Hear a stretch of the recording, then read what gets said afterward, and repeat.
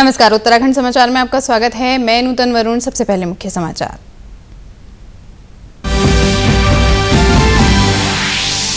प्रदेश में लगातार दूसरे दिन नहीं आया एक भी कोरोना पॉजिटिव केस। राज्य में कुल मरीजों की संख्या 61। देहरादून जिले के 11 में से 6 कंटेनमेंट जोन को किया गया मुक्त।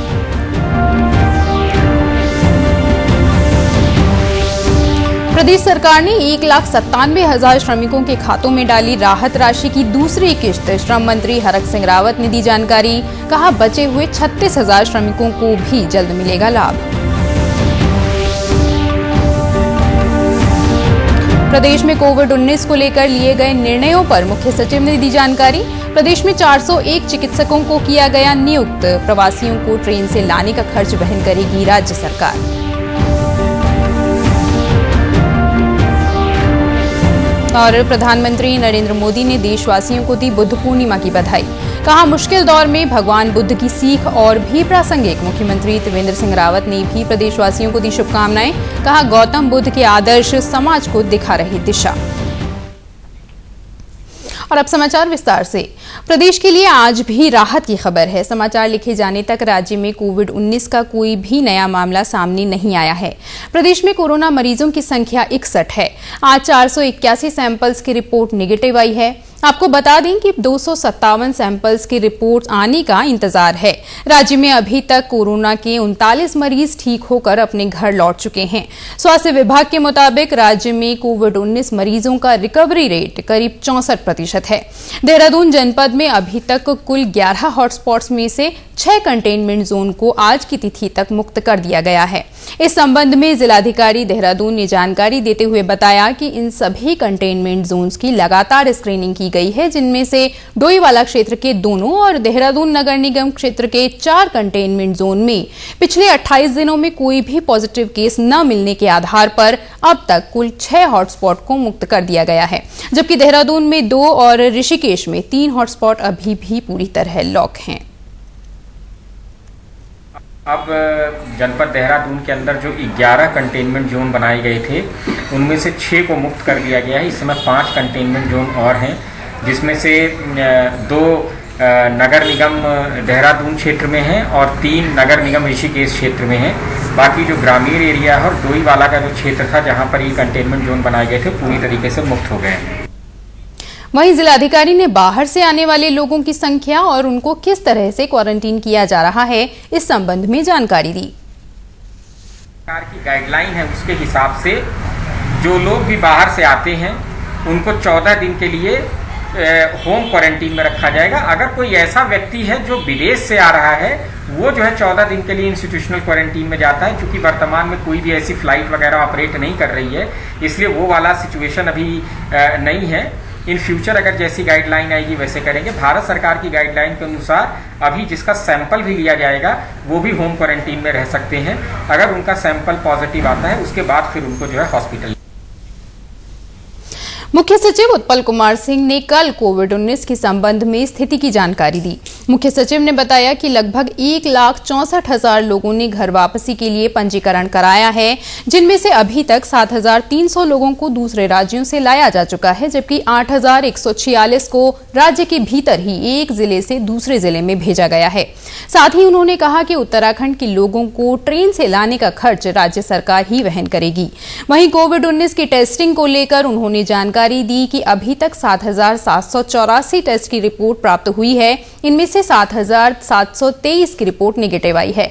प्रदेश में कोरोना मामलों के दोगुना होने की दर में लगातार सुधार हो रहा है और प्रदेश में डबलिंग रेट 47 दिन है। मुख्य सचिव ने बताया कि प्रदेश में हाल ही में 401 चिकित्सकों को नियुक्ति दी गई है और 647 चिकित्सकों की नियुक्तियां जल्द की जाएंगी। उन्होंने बताया कि मनरेगा के तहत 7,910 कार्य शुरू हो चुके हैं और 93,000 से ज्यादा श्रमिकों ने काम शुरू कर दिया है। मुख्य सचिव ने जानकारी दी कि एनटीपीसी और पीएफसी के साथ 12 एम्बुलेंस और 10-10 हजार पीपीई किट और मास्क देने पर सहमति बनी है। मुख्य सचिव ने आमजन से मास्क और सोशल डिस्टेंसिंग का पालन करने की अपील की और लोगों से अनुरोध किया कि प्रामाणिक जानकारियों पर ही विश्वास करें। प्रदेश सरकार ने 1,97,000 श्रमिकों के खातों में 1,000 रुपए की दूसरी किश्त भी डाल दी है। अभी तक 2 महीने में 2,000 रुपए श्रमिकों के खातों में डाले गए हैं। हालांकि 36,000 श्रमिक अभी रह गए हैं। श्रम मंत्री हरक सिंह रावत के अनुसार जल्द ही उनके साथ खातों में भी धनराशि डाल दी जाएगी। देखिए, 1,97,000 श्रमिकों के खाते में हमने 2,000 रुपया उनके खाते में डालने का काम किया है। लगभग 36-37 हज़ार के आसपास श्रमिक बचे हुए हैं, जिनके खाते में भी हम उनके खाते जैसे हमको उपलब्ध होते जा रहे हैं, हम उनको तमाम चीज़ें दे रहे हैं। बुद्ध पूर्णिमा के अवसर पर प्रधानमंत्री नरेंद्र मोदी ने बैसाख वैश्विक समारोह को वीडियो कॉन्फ्रेंसिंग के जरिए संबोधित कर देशवासियों को बधाई दी। प्रधानमंत्री ने कहा कि भारत निस्वार्थ भाव से बिना कोई भेदभाव किए देश और पूरे विश्व में संकट में घिरे लोगों के साथ मजबूती से खड़ा है। उन्होंने कहा कि ऐसे समय में जब दुनिया में उथल-पुथल है, दुख, निराशा, हताशा का भाव बहुत ज्यादा दिखता है, तब भगवान बुद्ध की सीख और भी प्रासंगिक हो जाती है। बुद्ध वो है जो स्वयं को तपाकर, स्वयं को खपाकर, खुद को न्योछावर करके पूरी दुनिया में आनंद फैलाने के लिए समर्पित है। और हम सभी का सौभाग्य देखिए, इस समय हम अपने आसपास ऐसे अनेकों लोगों को देख रहे हैं जो दूसरों की सेवा के लिए, किसी मरीज के इलाज के लिए, किसी गरीब को भोजन कराने के लिए, किसी अस्पताल में सफाई के लिए, किसी सड़क पर कानून व्यवस्था बनाए रखने के लिए 24 घंटे काम कर रहे हैं। भारत में, भारत के बाहर ऐसा प्रत्येक व्यक्ति, विश्व के हर कोने में ऐसा प्रत्येक व्यक्ति अभिनंदन का पात्र है, नमन का पात्र है। वहीं मुख्यमंत्री त्रिवेंद्र सिंह रावत ने भी बुद्ध पूर्णिमा के पावन अवसर पर प्रदेशवासियों को बधाई और शुभकामनाएं दी। मुख्यमंत्री ने कहा कि भगवान बुद्ध के संदेश हमें सत्य और अहिंसा के मार्ग पर चलने के लिए प्रेरित करते हैं। उनके सिद्धांत में देश की प्रगति, शांति और समृद्धि के लिए एकजुट होकर कार्य करने की भी प्रेरणा देते हैं। राज्य सरकार ने केंद्र से राजकीय मेडिकल कॉलेज कोटद्वार का निर्माण केंद्र पोषित योजना में किए जाने का अनुरोध किया है। सचिव नीतेश कुमार झा ने संयुक्त सचिव केंद्रीय चिकित्सा, स्वास्थ्य एवं परिवार कल्याण मंत्रालय को पत्र लिखकर जानकारी दी कि प्रस्तावित राजकीय मेडिकल कॉलेज के निर्माण कार्य के लिए लगभग 500 करोड़ रुपए की लागत का अनुमान है। राज्य सरकार के सीमित संसाधनों को देखते हुए मेडिकल कॉलेज की स्वीकृति केंद्र पोषित योजना के तहत करने का निवेदन किया गया है। हल्द्वानी में लगातार हो रही बारिश के कारण नदी और नाले उफान पर हैं, जिसको लेकर पुलिस और प्रशासन ने क्षेत्र में अलर्ट घोषित कर दिया है। प्रशासन ने लोगों से अपील की है कि वो बेवजह अपने घरों से बाहर ना निकलें। जिलाधिकारी सविन बंसल ने बताया कि स्थिति को देखते हुए नदी किनारे रहने वालों को सतर्क रहने की हिदायत दी गई है।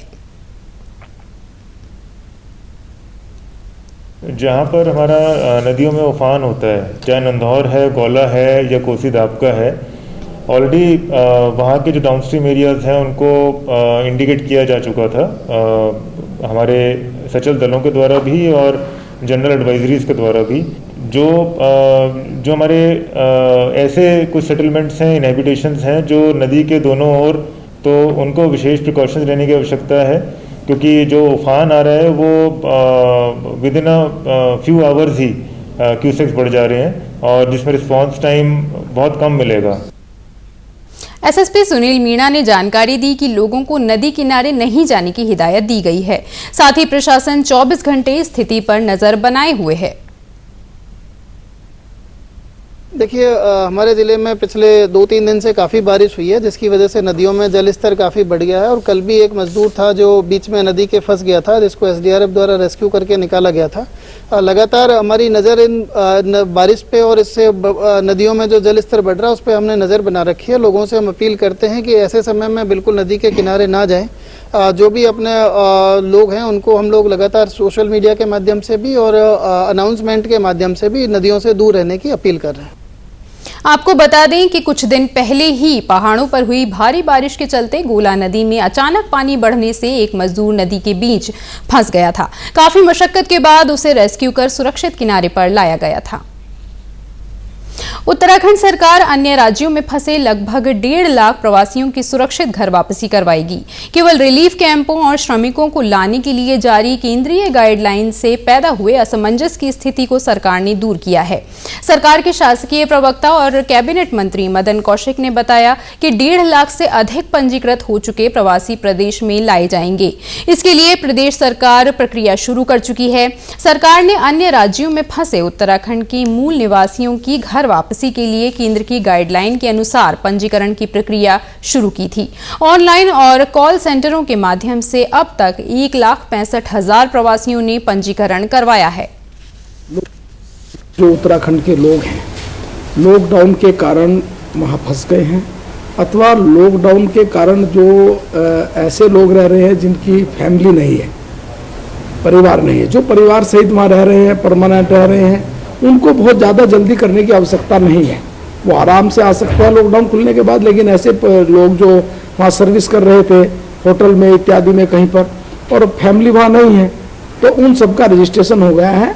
हम लोग एक एक शहर करके लाने शुरू किए, रोजाना आ रहे हैं। कहीं आप देखेंगे जाकर आप अगर जहाँ हमारा लाने के लिए हमने सेंटर तैयार किए हैं वहाँ आप देखेंगे तो बहुत ही पर डे वो सारी प्रक्रिया हमारी चल रही है।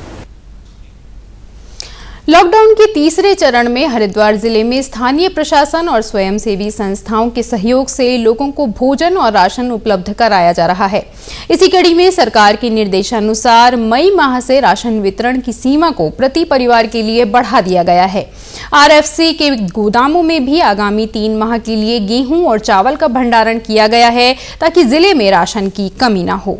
जिलाधिकारी सी रविशंकर ने बताया कि जिले में पके हुए भोजन के पैकेट लगातार स्वयंसेवी संस्थाओं के माध्यम से वितरित किए जा रहे हैं। स्वयंसेवी संस्थाओं की प्रशासन हर संभव मदद कर रहा है। साथ ही सार्वजनिक वितरण प्रणाली के माध्यम से जरूरतमंदों को प्रधानमंत्री अन्न योजना के तहत निःशुल्क अनाज का वितरण भी किया जा रहा है। राशन कार्ड न होने पर गरीब परिवारों को चिन्हित कर उनके घरों तक राशन की किट पहुंचाने का काम भी लगातार जारी है।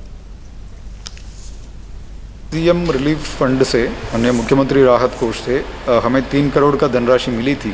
लगभग 30,000 से ज़्यादा लोगों को, ज़्यादा परिवारों को हमने जो है राहत किट जो है बांटा है।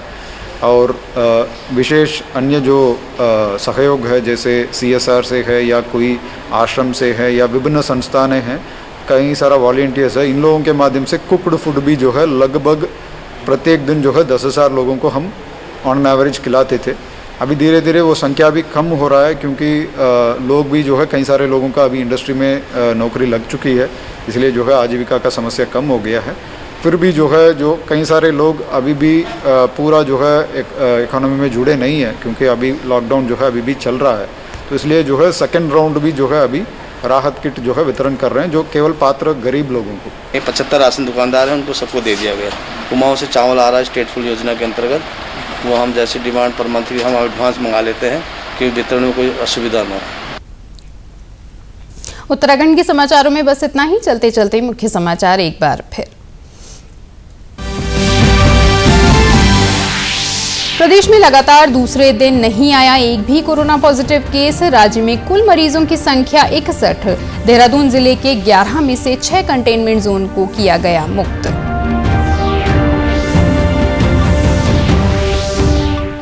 प्रदेश सरकार ने 1,97,000 श्रमिकों के खातों में डाली राहत राशि की दूसरी किश्त। श्रम मंत्री हरक सिंह रावत ने दी जानकारी। कहा बचे हुए 36,000 श्रमिकों को भी जल्द मिलेगा लाभ। प्रदेश में कोविड-19 को लेकर लिए गए निर्णयों पर मुख्य सचिव ने दी जानकारी। प्रदेश में 401 चिकित्सकों को किया गया नियुक्त। प्रवासियों को ट्रेन से लाने का खर्च वहन करेगी राज्य सरकार।